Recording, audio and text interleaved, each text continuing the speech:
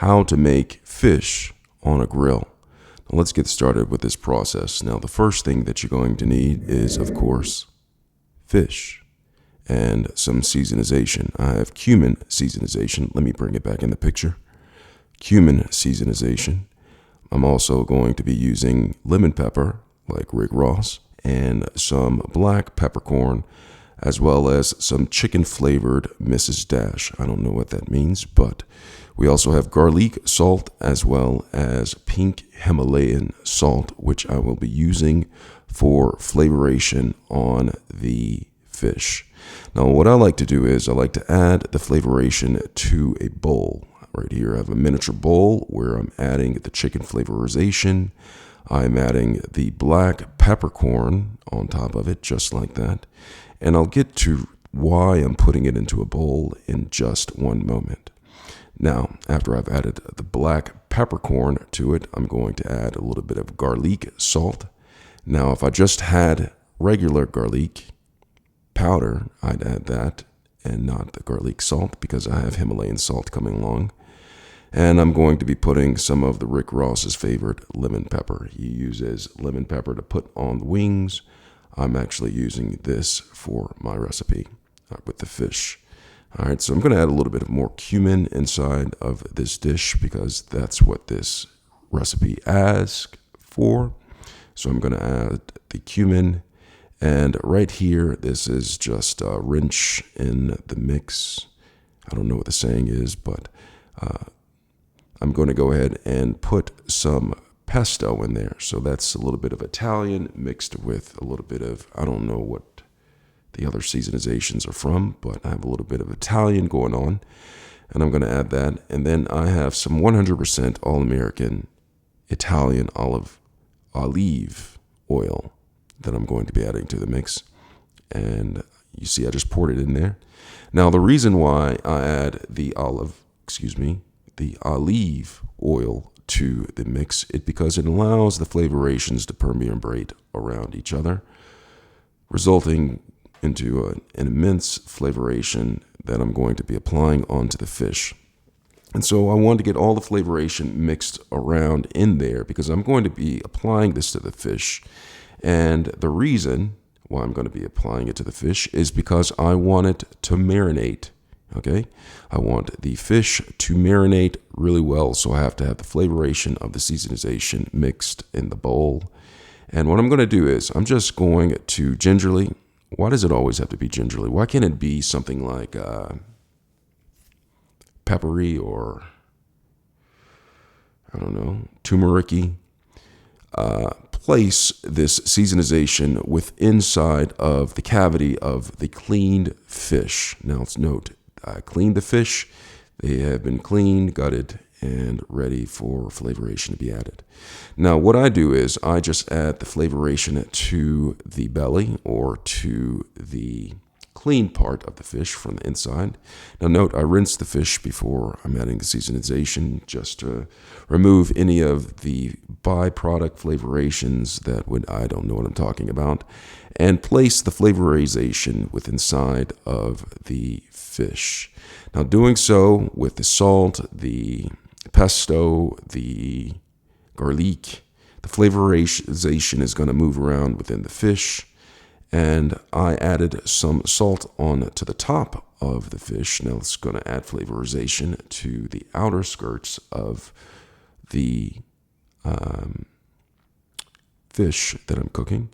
And it feels like I ran a little bit short with making this seasonization mix. So what I'm going to do is just add a little bit more seasonization to the bowl and then add a little bit of more olive oil. There's a little bit of black peppercorn that I'm adding to it. And I'm just adding this to stretch the amount of flavorization that I'm going to be applying on the fish and on top of the fish.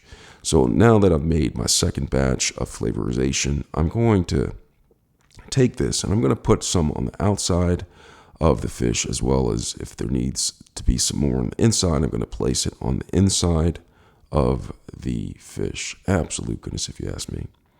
So I'm going to take this and I'm just going to place this on the outskirts. Now, why does it have to be outskirts? Why can't it be out pants? I don't know. Now I'm going to place this on the outpans of the fish right here. Now this is going to add flavorization to the outside of the fish, as well as we have something going on the inside, so it's going to be full of flavorization. So I let this marinate overnight, and in the morning for breakfast I come and I pull it out, and the flavorization has permeated the fish from the inside out and from the outside in. So we have a fully flavorized fish that we're going to be adding in the grill. Now heat the grill up past 400 degrees wheezy, because I need it to be really hot. And so I heat up the grill. Now I want the internal temperature to be really, really hot. Okay.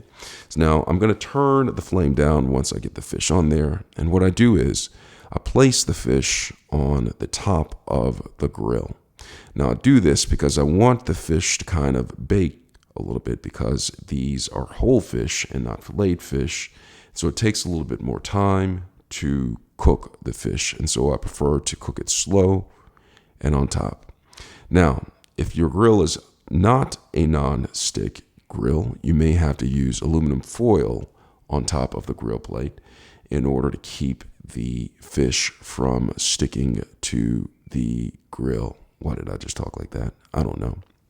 So I have the fish cooking right here, and it looks like the flame is up too high, but in actuality, it is because there had been grease that had dripped down onto that section of the grill, and right now the grease is burning off. That's why you see that big flame going, but that will die down shortly, and I will go ahead and set all of the temperatures down low. There's multiple eyes within inside of this particular grill that I have, and I'm just going to set it down low and then close the cap to let it bake. And occasionally I'll open it up and check to see how everything is going. If it is baking okay, if it's baking right, if it's bacon and eggs, not bacon and eggs, to see if it's cooking properly. And I'll take my spatula, and go ahead and check underneath to see how well it is cooking. Now, I don't want it to burn. I would like, however, for it to have grill marks on that. We'll talk about that in a different video. So I'm cooking the grilled fish, and now it comes time to flip the fish, and look at it. Looks nice and crispy on the outside, crunchy on the outside. But I'm going to let this stay on for a little bit longer, because I want the fish to be cooked thoroughly, cooked all the way through. We don't want sushi or poke. We want grilled fish. So I'm going to let this cook so I don't have any raw sections within this fish. And you can see I just flipped perfectly, but without the skin. That was by design, because the way I wanted to cook without the skin. Now, like I said, if you have a grill like this, which is not a non-stick grill, you may have issues with flipping it. So if you need the skin to be on the fish, you may have to have a nonstick grill, or perhaps use a spray that is really good for high heat grilling purposes. Or you can use aluminum foil. Sometimes aluminum foil, putting it on the grill, prevents the fish or meat from sticking to the grill. So this is the fish. It's looking quite nice right here. I'm going to come in close, and that is the fish on the plate. Nice looking grilled fish, grilled to perfection. Michelin needs to give me a star for making this right here. Absolute goodness, if you ask me. Absolute goodness.